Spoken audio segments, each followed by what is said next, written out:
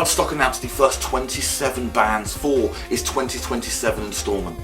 Metal gatekeepers around the country have now moaned that this festival is not metal, not Bloodstock, total piss. I think they're wrong, and I will prove that I am right. If you want more content like this, hit subscribe, check out some of my other videos, and come back Wednesday 6:30 PM UK time for more stuff like this. Merciful Fate, Electric Callboy, Motionless in White. These are your 3 main stage headliners for Bloodstock 2027. Reactions are mixed, I can't deny that, especially from the die-hard base of Bloodstock and the Metal Gatekeepers elite community. You have people confused that Electric Callboy are even headlining. You've got people moaning that Motionless in White wouldn't be their pick for a headline act, and not many people really talking about Merciful Fate, except to say that they're headlining too soon after having headlined 4 years ago now? 4 years, was it? Yeah. If 4 years is too soon for a returning headliner, then have you ever seen a download festival lineup? Like, fucking seriously. Especially those early years. Christ. Bloodstock head booker Vicky Hungerford champions the Bloodstock style of booking, saying that they're always pushing for new, younger talent, helping to evolve the metal scene in the UK. And I don't think she's wrong that that's what Bloodstock do. What they do alone with the Metal for the Masses event, where it's literally a giant battle of the bands for unsigned talent, and it gets them an opportunity to play at a well-known, well-respected UK festival, and the opportunity for people that have won and got that festival appearance to win gear for their band. How is that not promoting younger talent and younger acts, pushing and propelling the future of the genre? I would love to speak to Vicky about the hot topic of Bloodstock and their evolution and sound over the years. It's crazy. So, the hot topic of Bloodstock's band evolution over the years. What was Bloodstock like when it started as an indoor festival? So when Bloodstock started, we were an indoor festival catering to under 1,000 people. Oh wow, that's really cool how far you've come. So what did you base your band picks on at that point? Was it purely based on genre? We based our band genre on power metal. That's crazy, but I suppose you did have your focus for the event, and that is super admirable. What was it like when you first tried being an outdoor event? It soon became apparent, only attracting 1,500 people to the first open air, that we needed to branch out with the types of metal that we had. So we started to naturally evolve in not just being power metal, more traditional metal, adding thrash metal, all sorts to the bill. Wow, that is some good foresight. Evolve or die, I suppose. What people have to appreciate is the UK scene isn't like Europe. There are a number of festivals in Germany alone that are metal festivals that are 30, 40, 50, 60,000 people, and there's multiple of them in Germany. The UK fan base just isn't like that, and especially with power metal. But you've got your bigger punter turnout now. Why not go back to your roots for an event, even if it is just to shut up that small vocal minority of critics that no one likes talking to, no one likes hanging out with at the event, just because we're sick of hearing them whinge every year about it not being metal anymore. Bloodstock has obviously grown to now 20,000, which it sells out at. But if we were to go back and book the 2007 lineup, or 2006 lineup, or even the 2010 lineup, Bloodstock wouldn't be where it is. Yeah, but what if you did? Give me my metal! We wouldn't have a festival because it wouldn't be financially viable. Fuck you! Give me my metal! It's not metal enough! Bloodstock would have folded. Why not?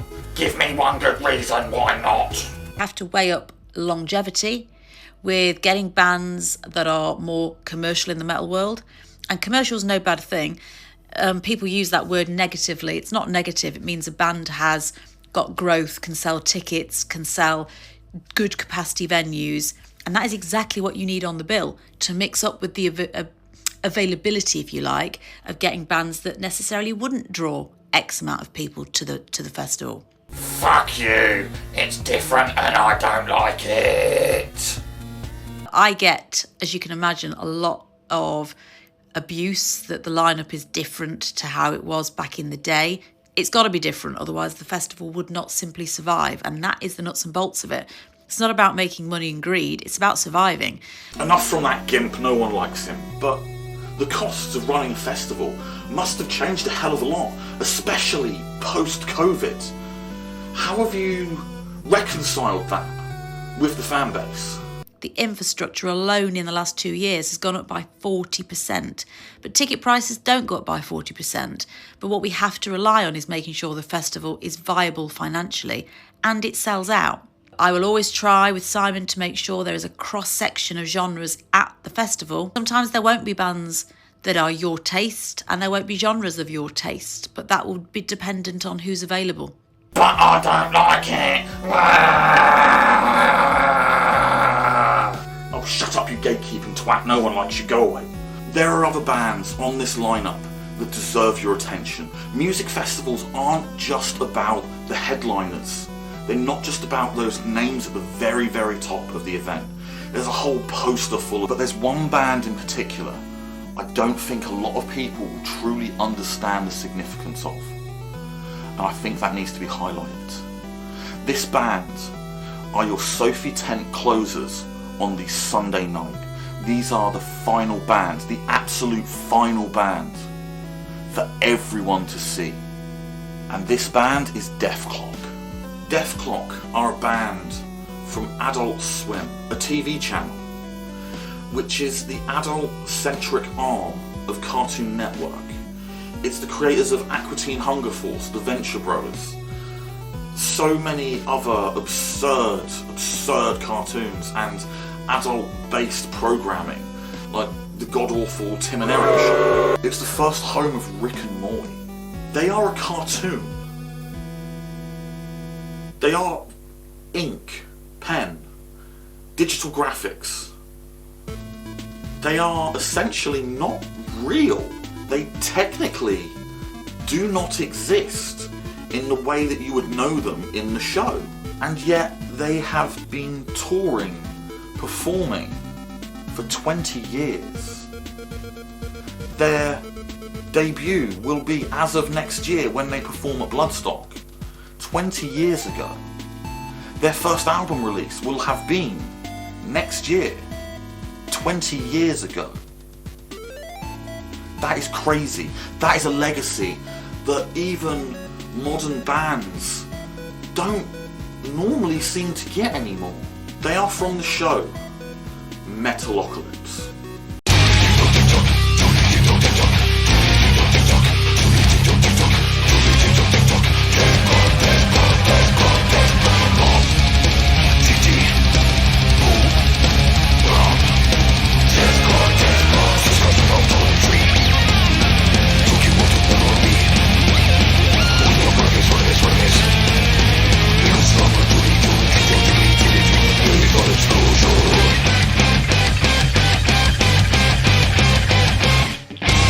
While the show Metalocalypse was cancelled before the conclusion of storylines in it, like all good Adult Swim shows tends to be cancelled well before their time, it was resurrected by fan demand, and we got 2 mediocre movies out of it, which they tried. Brendan Smalls, the creator, he did try. This is a band that for all rights is a parody, but it understands what it's a parody of. It truly gets its own genre, and it has fun with it. And that is the perfect Sunday night Sophie tent closer for Bloodstock. And if you are not there for it, and you have bought tickets and you are going, you really need to reevaluate your life choices. Live from Bansko in Norway, where over 300,000 fans have traveled to the Arctic Circle to to see the legendary metal band Kvlt perform just one song. Surprisingly, the song itself is a jingle, a coffee jingle. Never before have so many people traveled so far for such a short song. A coffee jingle for international coffee moguls, the Duncan Hills Coffee Corporation. Is Dead Clock selling out? No, says band frontman Nathan Explosion. We're here to make coffee metal. We will make everything metal. Blacker than the blackest black times infinity.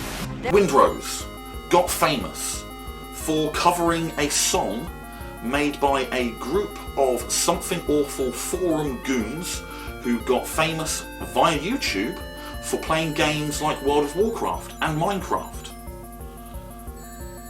They got famous for covering the Yogscast's infamous Diggy Diggy Hole. Brothers of the mine rejoice! Sing, sing, sing with me!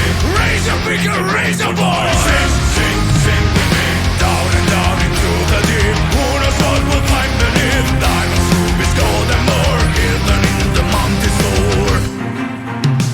Born underground, sucker from a field of stone, raised in the dark, the safety of our hunting home. Steam made of iron, steel in our bones. To dig and dig makes us free. Come on, brother, sing with me.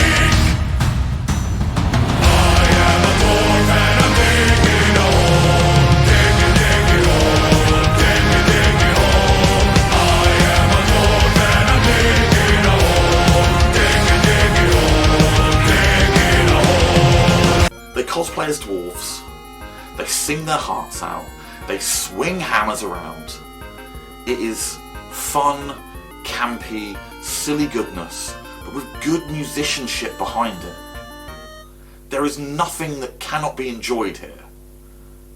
And I, for one, would really like to see Simon Lane come out on stage with them.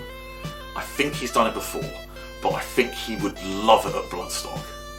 A beautiful ginger bastard. Utalax return to Bloodstock to bring their absolutely absurd, batshit vocals that are beyond the realms of human comprehension for what communication should sound like.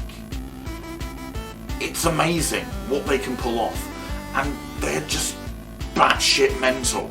This is Extreme Vocals at its inevitable, absurd endpoint. We are Bloodstock from Czech Republic! It's a big pleasure to be here with all of you guys!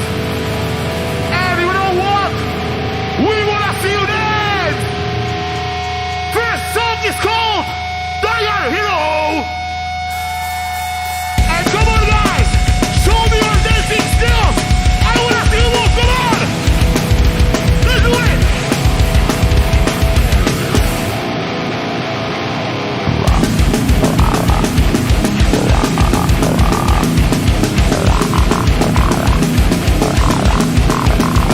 Will Portaloos go crowd surfing at this showing?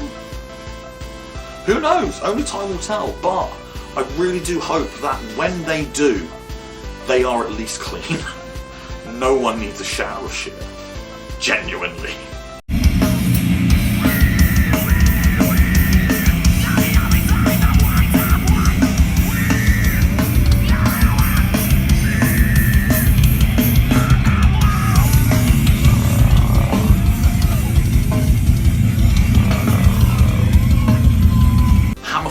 Bring classic power metal to the stage for Bloodstock, and no one can argue that this band belong here.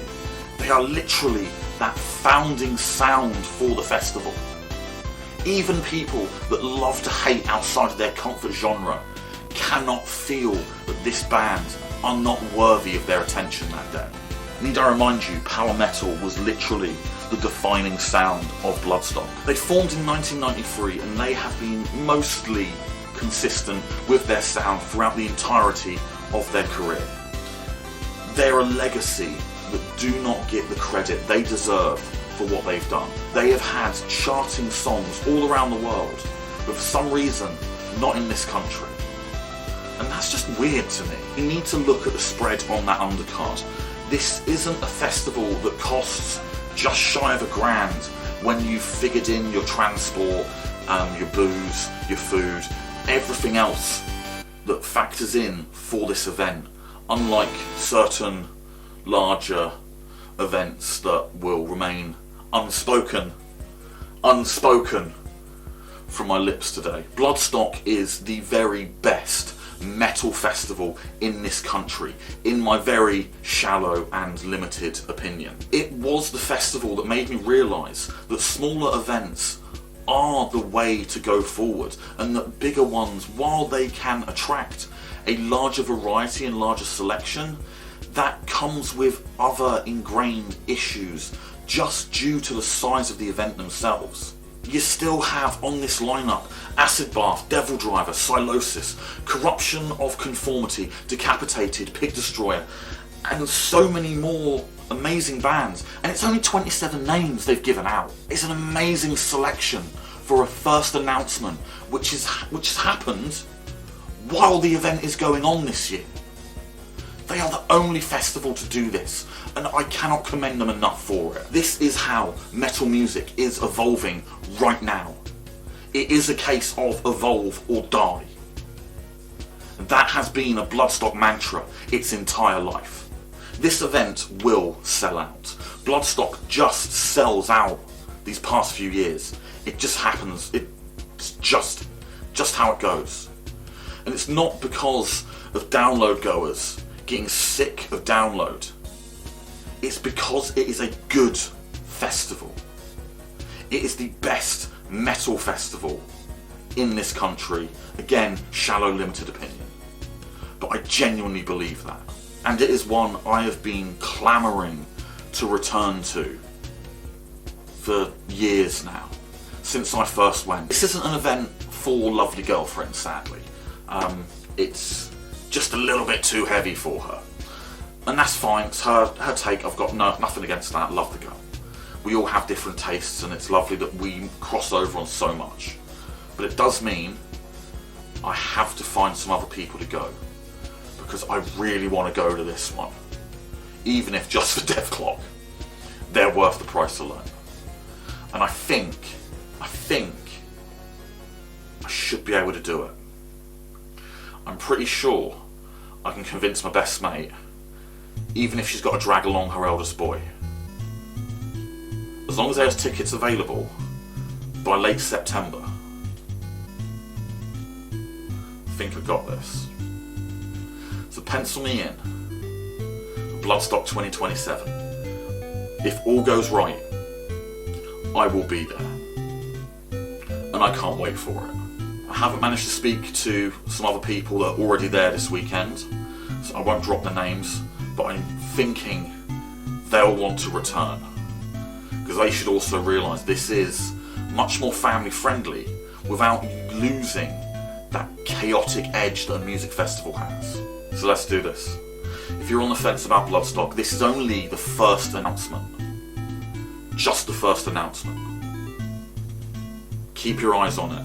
This will sell out quick, so you're going to have to probably get those tickets within a 2-month window. I'm Rob, I have brick and mouth syndrome, and this is why I think I'm right about Bloodstock being metal when everyone else is saying it isn't. And if you have a passing interest in these 27 bands, you're going to want to see the rest of them when they get announced. I will try and see you in that field. Peace out, motherfuckers.